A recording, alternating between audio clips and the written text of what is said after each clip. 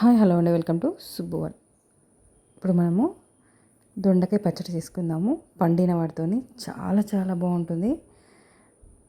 తీసుకున్నప్పుడు కర్రీ చేసుకుందాం అనుకున్నాను, అవన్నీ పండిపోయాయని నేను వాటిని పచ్చడి చేశాను. చాలా యమ్మీగా, చాలా చాలా టేస్టీగా వచ్చింది. ఇప్పుడు అది చూసేద్దాం. ఒక మూకుడు పెట్టుకొని పల్లీలు కొంచెం వేగాక నువ్వులు వేసుకొని, తర్వాత నువ్వులు వేగాక కొత్తిమీర వేసుకొని వేయించుకున్నాను. తర్వాత అవన్నీ ఒక ప్లేట్లో తీసేసుకొని నేను మిర్చి 4 తీసుకున్నాను. ఇలా కొంచెం ఆయిల్ వేసి అవి కొంచెం వేగాక ఎండుమిర్చి వేసుకొని వేయించుకున్నాక అవి ఒక ప్లేట్లో తీసుకుంటున్నాను. ఇలా ప్లేట్లో తీసేసుకున్నాక నేను 1/2 kg దొండకాయ తీసుకుంటున్నాను, పండినవి.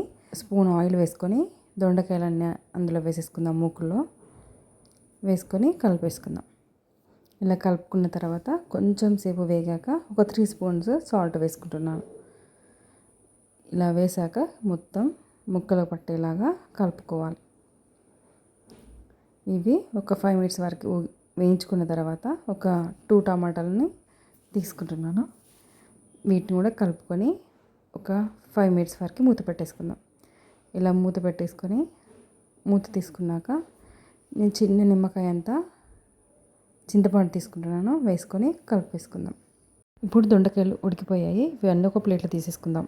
ఒక మిక్సీ జార్ తీసుకొని మిక్సీ జార్లో ముందుగా వేయించుకున్న పల్లీలు, నువ్వులు, కొత్తిమీర వేసుకున్నాక ఇప్పుడు దొండకాయ వేసేసుకొని దాంట్లో నేను జీలకర్ర, ఎల్లిపాయలు వేసాను. ఆ క్లిప్పింగ్ మిస్ అయింది, అది మిక్సీ పట్టేసుకుని పక్కకు పెట్టేసుకొని ఒక మూకుడు పెట్టుకొని ఆయిల్ వేసుకొని పోపు వేసుకుందాం. జీలకర్ర, ఆవాలు, ఎల్లిపాయలు, కరివేపాకు, తర్వాత ఎండుమిర్చి వేసుకొని వేయించుకొని పక్క పెట్టేసుకుందాం. దొండకాయ పచ్చడి రెడీ. ఎంతో టేస్టీగా, చాలా చాలా యమ్మీగా ఉంది.